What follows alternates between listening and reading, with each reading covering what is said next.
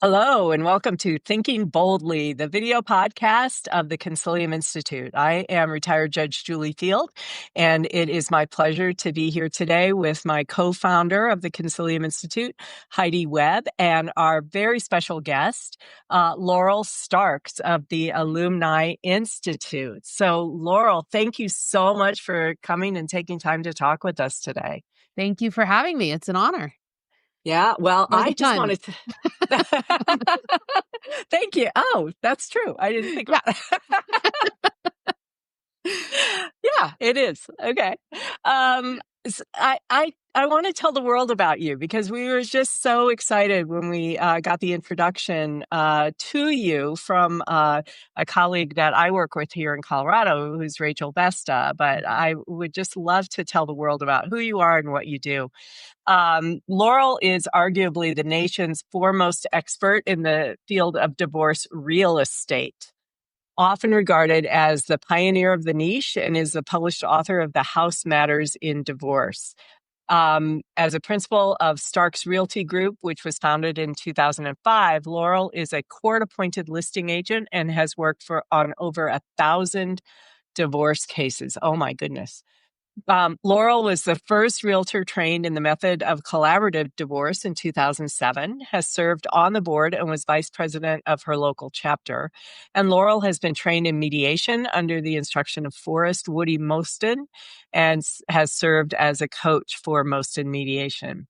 But what we want to talk about today is especially the Ilumni Institute that you started in 2018, which is an education organization that bridges the gap between family law and real estate. And you created the Certified Divorce Real Estate Expert Curriculum, which is one of the most recognized credentials for court-appointed realtors in the nation. And Laurel we're just so excited to have a few minutes of your time here this afternoon because you are a frequent speaker and writer for state and national family law and real estate organizations. You've been featured as a subject matter expert in publications such as NAR, Huffington Post, NPR, and the Realtor magazine. In addition, you host Raising the Bar, which is a national continuing legal education series for family law attorneys. So, Laurel, we are just so honored to have you here with us today and looking forward to our conversation. Well, thank you. And that's quite an introduction. You know, you put your nose down and you just keep putting one foot in front of the other each and every day. And then, sometimes it turns into some accomplishment. So I very much appreciate I very much appreciate it. But I still have a lot of work ahead of me. Well, it's always when you look back, you sort of couldn't have predicted, I find at least, where your journey would be. And then it's like, well, of course, this is what happened. It makes I guess I've been busy. Yeah. yeah. That was the logical sequence. I'm curious about the name of your institute, actually, how you came to that and what it means. The Ilumni Institute, certainly. So it was, when I launched it, it was actually called the Divorce Real Estate Institute. And then I actually retained a marketing company, and I wanted them to create a good brand. I mean, they were actually branding, I should say more branding company than marketing company. And so they ran a whole series, very fascinating kind of a process to go through. And they ran through a whole series of, studies and market research and so forth. And they said that Divorce Real Estate Institute's a bad name and that we should name it something else. Number one, from a trademark standpoint, it's not, it doesn't hold the weight, but it should be something that represents really core values. And so in their research, they determined that our core values were light, truth, knowledge, and then they came up with kind of some Latin and Greek and just different languages and came up with this word. I know it. So I wish I had a much simpler answer for you, but that's how it was.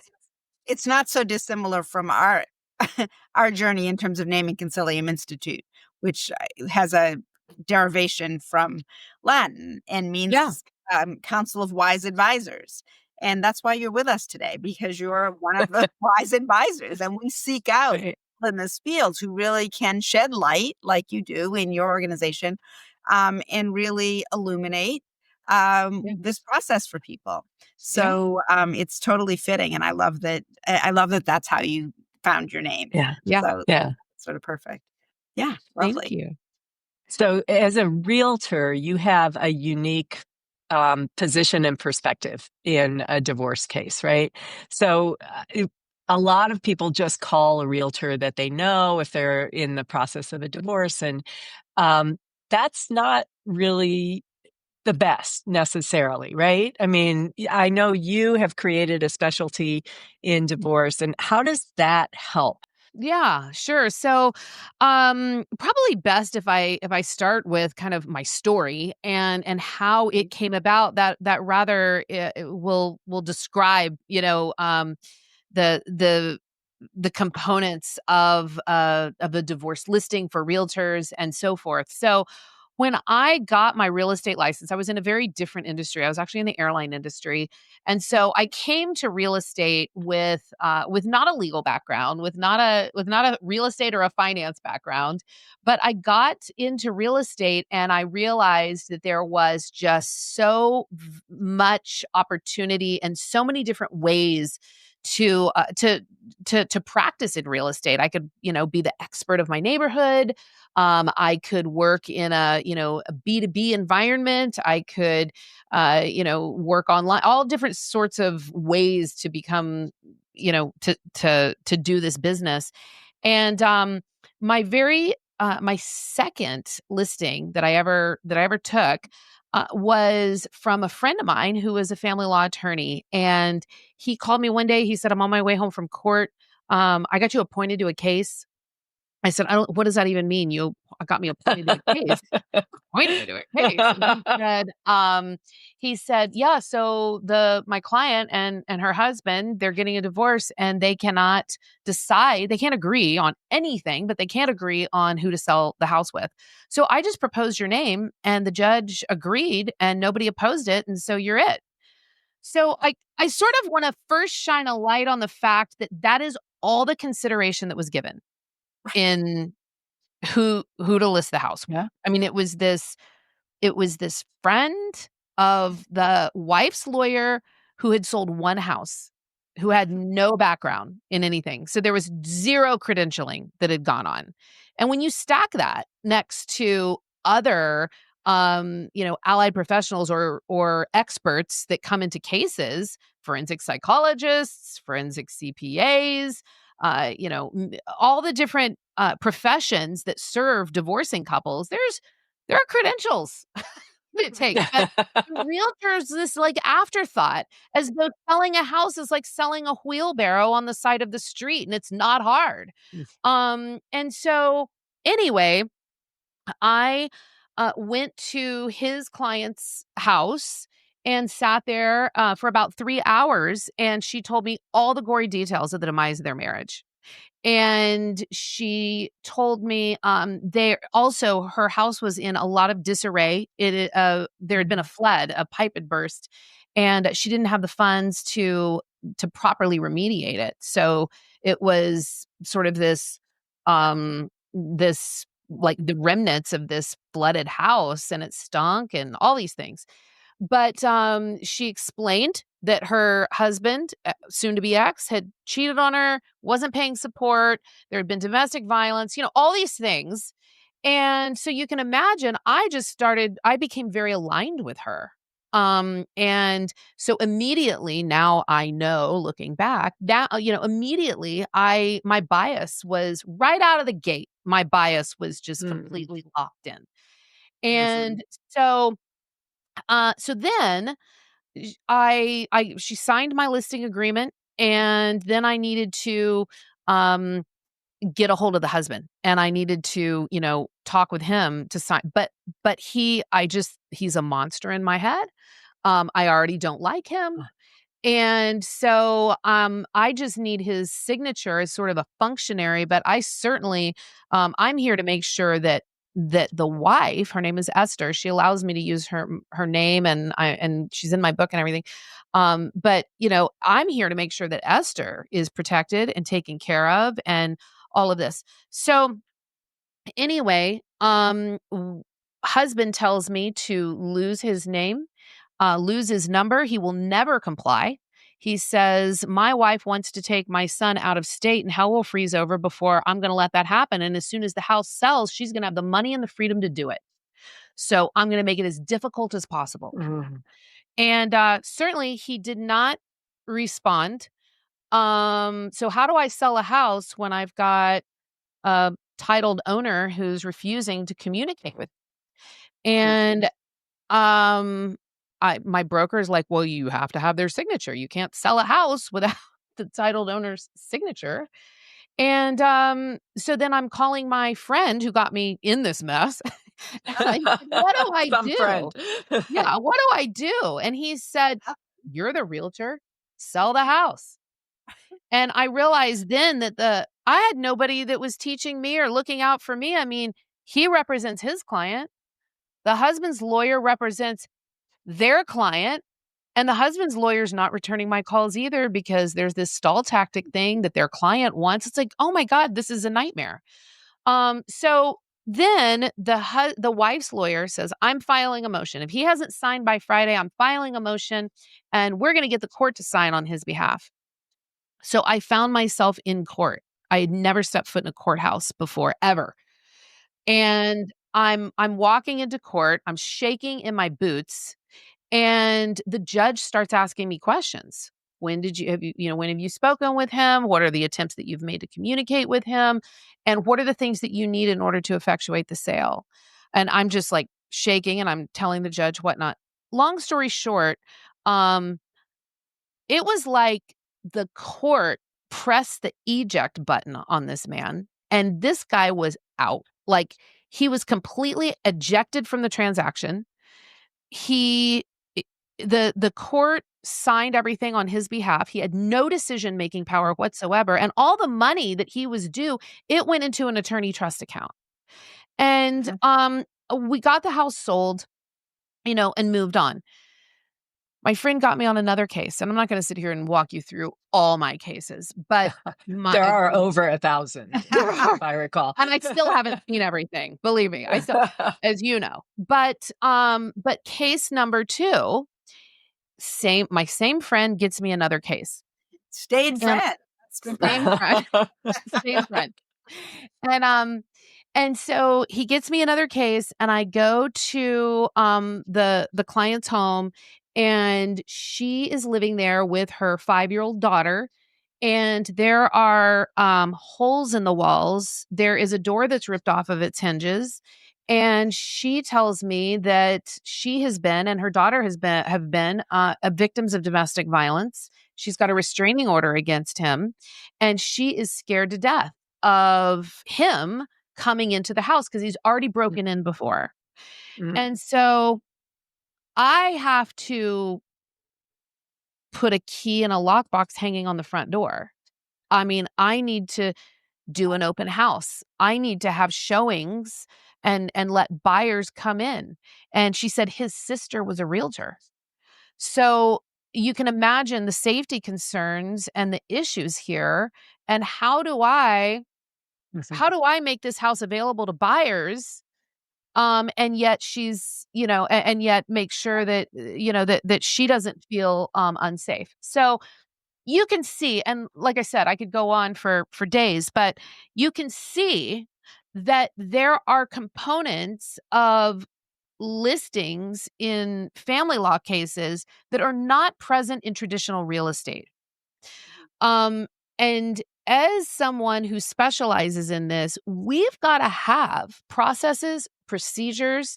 We have to understand neutrality, bias, and we've got to also understand the power of the court, what the litigation process is, because we're fitting inside of that. And, I've had cases where there will be orders that all the money is to go into maybe an attorney trust account, or maybe the money is to be divided 50-50 and dispersed to the parties. But I've got one client on title.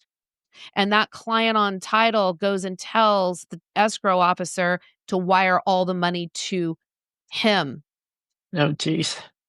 And the escrow officer doesn't have a copy of it. Nobody asked nobody got a copy of the court order. Like, nobody thought to get a copy of a court order. Mm. Realtors don't have this pre-built, like, Knowledge base. knowledge or checklist that when you get a divorce case, you need to get a copy of Mhm. the court order. Um, Mhm. there isn't any of this. So it became vitally important, I realized, to ensure, first and foremost, that attorneys are educated on making sure that there are orders that are that are written in such a way that we can do our job, and that no one here works in a silo. And we also I also had, so then the market crashed, right, in 2008. And I realized that there are attorneys advising their clients, to foreclose or to miss their payments or to do all these things when they attor attorneys, family law attorneys, they don't live and breathe real estate all day long. So they didn't realize that there are consequences to these, this advice, and that there are other better ways for these parties to maybe untangle. So Mhm. I became this educator to my family law community so that attorneys can be empowered, so that courts can make better orders, and so that we can kind of, work together. I'm not an attorney. I don't claim to Mhm. be an attorney, but just as important as it is for, for attorneys and for judges to make good orders, for child custody evaluators to do their job, or for forensic accountants to be able to do their job, or for receivers or whatever, it's also important that we not treat the house as though it's just a widget. Right. And so that's kind of what I got pretty Mhm. good at here locally. And I just I had a lot of realtors throughout the country who kind of heard about me. They kind of knew that this is what I did, and they'd hit me up on Facebook, or they'd call my office or whatever, and they're like, "I have a Mhm. few questions. How do I do this?" And Yeah. it's more than a A few few. questions, right? Um, and so I realized that the problems that I have here locally are the same exact problems that present themselves nationally. They're in every Mhm. market. Yep. And there just isn't uh, a a segment of realtors or the real estate space that has dedicated themselves to helping in this, in the family law space, and it's It, desperately needed. yeah, Mhm. So it's remarkable in a lot of ways because for many families, the house is their biggest asset. And it's treated, like you said, often like a widget, which is sort of remarkable. But go ahead, didn't Yeah. mean to interrupt.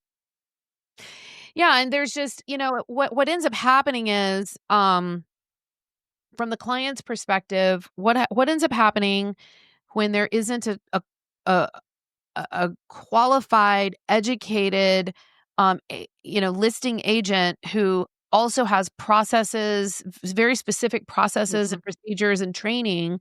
What ends up happening is that the house is either undersold, the value rather is undersold, um, or it languishes on the market for a really long time. And many of the houses that I walk into are toxic environments Mhm. for the parties, for the children. They need Mhm. to move on. And so the clients pay a huge price. They pay another price because the more that their attorney has to get involved to extinguish conflict, or they have to file motions to go before the court for the judge to make these decisions, the Mhm. client, A, the waiting game is brutal for that to happen, and B, their attorney's fees just continue to skyrocket. So now they're paying a lawyer to handle their real estate conflicts, and they're paying a realtor. Um, Mhm. and it just becomes cost inefficient. It becomes, the judicial economy pays a price for this. And so Absolutely. that's what happens with the clients. With the Mhm. attorneys, attorneys can can can learn how to do better discovery. They can Mhm. learn how to create better orders. Um, I'm not gonna, I'm not one to decide whether or not there's malpractice or anything, such as that. But I certainly think that attorneys have been forced to step into a space and give advice because there have not been real estate experts who have stepped up. And so it is put there, there's a liability that attorneys have taken on because there hasn't been this role fulfilled. And Right. then certainly, judges and the courts that are overcrowded. Mhm. There are very important things that a Yeah. family judge needs to make decisions on, and their calendars need to be preserved for more important things than having to make orders about, accepting an offer or what a showing schedule should be, or there should be an open house. Right. Um, Right. No, exactly. So what advice would you give to either, well, let's have this be two questions. What advice would you give to divorcing parties when there's a real estate transaction involved? And what advice would you give to those family law attorneys who are family law attorneys and not real estate attorneys who really, as you said, can be out of their depth? mhm. So with question number 1, what advice would I give to divorcing homeowners who are needing to sell their house? So number 1 is certainly do not underestimate the role of the listing agent and how vital their position is in your net liquidity. I've never met a client who didn't need as much money as they can in order to pay off all their debts, pay off all their Mm, attorney's fees, and rebuild their lives. And there's large, a big source of that money is coming from the house. mhm. And it's also a big debt because, the mortgage, et cetera. So I would say, don't underestimate the the n- the necessity of having someone at the helm who knows what the heck they're doing and they understand neutrality. Look, if I alienate a client, if I start showing my bias towards or against someone and I alienate them, I've lost. I've lost it. You can forget it. All the lawyers have to get all involved. Now you got to go to court because they Mhm. don't trust me. And it's important for each side to make sure they hire someone that the other side also trusts. Right. Because what keeps lawyers employed? Conflict. What keeps judges employed? Conflict, right? That's the product that keeps you employed. And the more that you have a skilled listing agent who can mitigate and prevent conflict, the smoother this whole thing is gonna be. Um, and it also, you know, I mean, I could get into all other sorts of things with regards to the house and deciding who's gonna keep it and whether you should Mhm. refinance and all that. But I would say doing as much homework as you possibly can up front. Um, Mhm. anyway, with regards to the family law attorneys, Mhm. again, my advice is kind of the same. It is, clients are going to automatically wanna go with either their friend or the cheapest agent, and they're just gonna be like, "Well, I've got this Right. agent that'll do it for Mhm. X amount of money." Well, I've Right. just got, I really like my cousin, I really like my friend or whatever, and they may be okay, but the chances of a listing getting derailed by a by someone who has a personal connection is very Mhm. high, and someone who, who is the cheapest around. I mean, I would say attorneys, you guys have the ones that do divorces for 9.99, right? You've got the billboards. I mean, you've got those Right. lawyers that are in your world. What's your response to them? You get what you pay That's for, smart. Yeah. right? Same thing is true in the Yeah. real estate space. So, Mhm. so I would say to attorneys, you owe it to your clients to at least give them the option and let them know that there is someone who is a certified divorce real estate expert who specializes and has been trained in this process. Mhm. You owe it to your clients to at least let them know that a CDRE exists and let the client do their due diligence. And hey, you know what? At the end of the day, if they choose to go with whoever, they choose to go with whoever. But at least you as an attorney, you've at least let them know that there's another Mhm. option. Mhm, mhm. So tell us about the CDRE. Yeah. Tell us about that. So the CDRE program was written and developed by me, um, three family law attorneys, and a judicial officer, as well as a certified divorce lending professional. So Hmm. we all got together because we all recognized the problem. And we all got together and had many, many, many meetings and really wrote out a very good, strong curriculum. And the the the the architect of the or the architectural, design, I guess you could say, of the CDRE program was actually patterned after the CFLS, Certified Family Law Specialist. Those of you, watching may know about the CFLS program. It's in Mhm. California. It's in some other states. I know other states do have specialization for family law. But the CFLS program in the legal space, for those of you who don't know, it is you have to apply to even be part of it. There's certain criteria that you have to meet in order to even Mhm. be able to like become one. Or yourself. Yeah, there's a lot of coursework, and then there's also, and you have to have peer recommendations, Yeah. and then you take a very, very stringent test. And my understanding is it's like another bar exam. Mhm. And, you have to pass that, and then you've also got continuing legal education requirements over and above your regular law license stuff. So, we took kind of that, and we said, "If this is what lawyers require of themselves for a family law specialist, well, shouldn't we require something similar in the real estate space that is equivalent?" So we do have requirements. You must have had a significant amount of experience as a realtor. The Laurel that took the listing, that would never have been a thing, right? That should have never have been a thing. So you need to be an expert in real estate first and foremost. You've Mhm. got to have we have 2 interviews, and then there is a 12-week course that teaches about neutrality and bias communication, the divorce listing process, the litigation where divorce meets real estate. Where does real estate fit into divorce?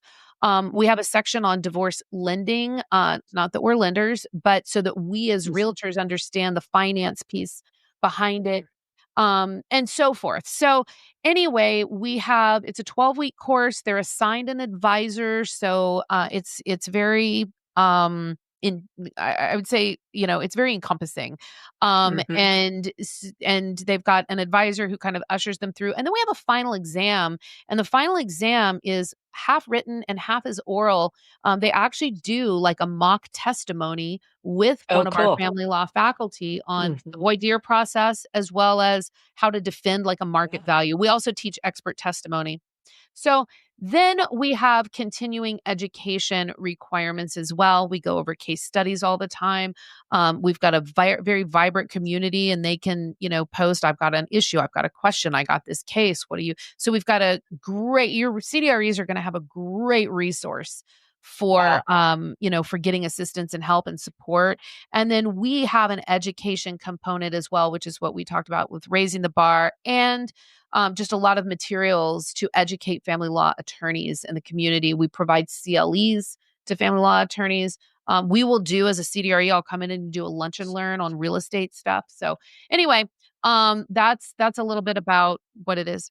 That's fantastic. It is fantastic. How many states Mhm. have CDREs in them? I need to look, but I think we're somewhere in the between 30 and 40, I believe. But Nice. I Great. should have had that number. And are they Yeah. can people find them on your website? Just for the public who may be watching this, is that a place that Absolutely. CDR, and you can even Mhm. go straight to cdredirectory.com and you'll find a whole directory of Yeah, CDREs. that's great. That's Uh, fantastic. yeah. Are people constrained to testify only in the states where they practice, or if there's someone who's not licensed in a state, do you think they would be, well, I guess it would be a question for the court to qualify somebody who's not licensed. Right. Probably, I would say, we're like a lawyer, you're licensed where you're licensed, and so it would probably Mhm. be, tough, but I guess it would probably ultimately depend on the scope. Yeah, Right. that makes sense. Right. Yeah, I think that's right. So, what advice would you have for people that are getting divorced, are selling their property in terms of maximizing the value of it, other than trying to tamp down the conflict, Conflict? right? Which Yeah. which would help to Yeah. reduce the cost. But what other things to maximize the value? Yeah, most of my listings are the bruised house on the block, if you will. Um, Mm, because here's the thing, the house reflects the, you know, the dynamics of the family that lived within it. It Mhm. is what it is. And so if you're a divorcing homeowner and your house is not, you know, if it shouldn't be featured on Selling Sunset, that's okay. It's normal. But what I would say is that the you pay a big price for not having at least the essentials done. Curb appeal, huge. Um, cleaning the house, getting it spotless, that's number 2. Number 3, having the house staged, very, very important, especially in markets like we're in now where, Mhm. where they're competing, right? And, so I would say doing the best you can to try to get your house look, you know, you've got a lot going on in your life, and the last thing you Mhm. want is some, hoity-toity realtor in high heels coming in and telling you that you need to plant the begonias and you need to all these things. I get it. If you can have an agent, and most CDREs will assist and do a lot of the heavy lifting, a lot of times they'll even advance the fees to have this stuff done. They'll have, crews that can come in and do a refresh or whatever. Lean Wow. into that. I would try to find someone who can do those things, because the amount of money that you leave on the table when those things are not done is massive. You might spend $5,000 and you could get 50,000 in return. And so I want my clients to have as much financial resources as they can to rebuild their lives. Yeah. So part of my job is to make sure that we maximize the value of that house. And I would just say not to minimize the importance of that. Courts don't think about it. I mean, I get orders all the time. Today's what, Tuesday? And then they'll say the house needs to be on the market within 48 hours. Oh my God. Mhm. How much you're going to lose if I take pictures and list it now? So I think that is probably one of the biggest things that I would say is ensuring that Mhm. that the house, for this brief moment in time, that we try to get things as cleaned up and looking as good as possible. Yeah. that makes tons of sense. Yeah.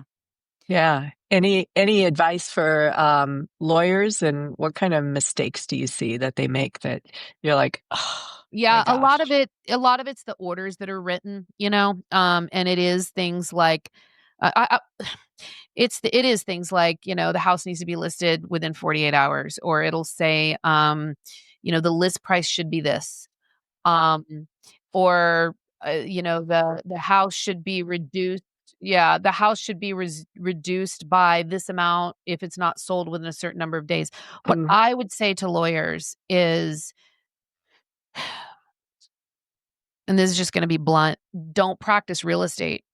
Don't put don't put real estate terms in your orders, um, Right.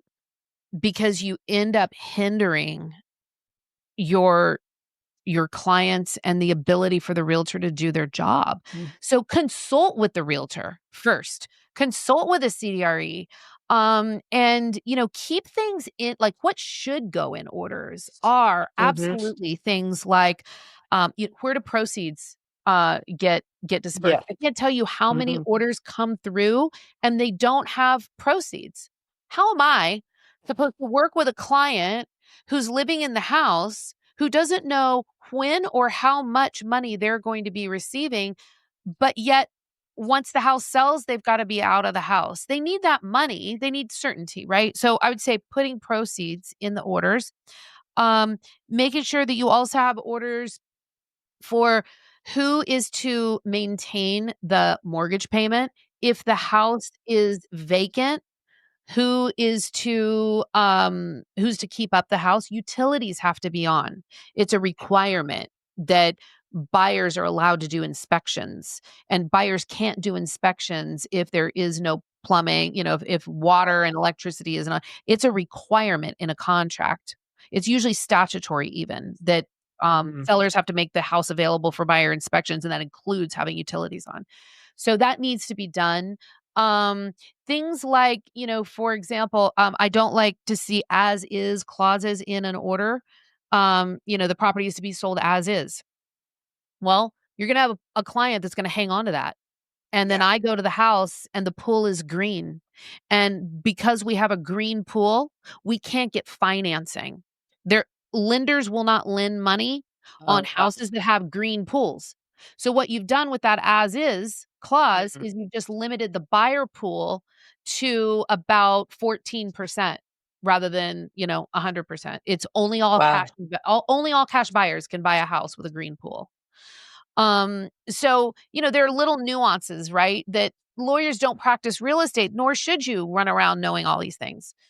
So there's that. I would say, definitely, possession, who has personal property is huge. So we get down to the wire, and if personal property has not yet been divided and we're going to be closing in 48 hours, and say, husband has got all of his workout stuff still in the garage. The attic is full of all of the Christmas item, whatever.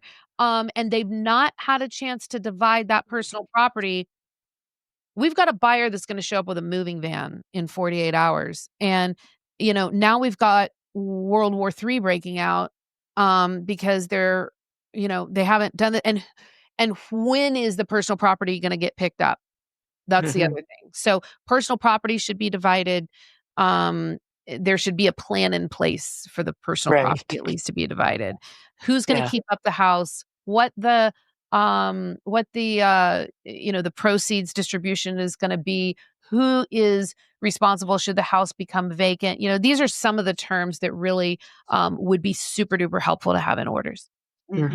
Do you have any of those sort of tips for lawyers on your website? Just wondering if there's anything or a PDF they can download that gives them your CDRE does. Yep. Your CDRE will have, so we drive everyone locally to their CDRE for these things. So CDREs have a one-sheeter on orders and some things to consider to put into your orders. That's great. Yeah. That's great. Nice. Yeah. Take heed. Yeah. So one other question, you told us that one of the things that are the type of people that inspire you are those who face adversity and persevere against the odds. That just really struck me. And I wondered if there was a story behind that or an example of somebody particularly in your life that you look to and say, yes, that's my North Star. That's the person that I look to, or the situation. Or it could be you too. It could be yourself. Yeah. There are role models among us everywhere. And sometimes when we feel like I'm having a bad day, or, you got some news, or, somebody's upset, or, anything that's going on, there's always someone who has who has been through far worse and who has still persevered. And so I try to channel that. I even look at, I even look to um, a lot of, even past presidents. I mean, how many times even did like Abraham Lincoln lose, right? Michael Jordan, we've all seen they're the videos of how many shots did he miss? Um, Right, right. and those are some like large ones, but then there are those that are on the everyday that are day-to-day heroes that walk among us. My Mhm. clients are some of them. They, what they have the path that they've been walking, what they've been living in, and then the courage to make change and to take that step, to get out of what may have been comfortable, even though it was horrific. It was still their normal. And to change your normal and to take a stand for that and to believe that you deserve something better and to stand up for the standards that you've got for yourself. I admire that. And it's an honor to really be a steward of of their situation there for a moment. Yeah. Mhm. Mhm. Yeah. Well, and I will say that I certainly admire you for building what you have built with the CDREs and the Alumni Institute, that people can find your website, right? Alumni Institute, ILUMNI INSTITUT.com. And you're also on Instagram, LinkedIn. They should take a look at your website, take a look at your book, because the house does matter in divorce. You got it just right with that Mhm. title. Yeah. Any other thoughts? Anything else you'd like to share with us, Laurel, before we thank you so kindly and let you go about your next conquest? Yeah, right. It's just I have to, give it back to you all as well for, you see the devastation of a process that we have. The family law, the process of divorce is not perfect. Our judicial Hardly. system, yeah, I mean, there are, it's not perfect, and it's really, it's refreshing to see those who see, the sort of the inefficiencies at best, and I would say, damage at worst, and decide to take a stand and decide to offer something that can be helpful.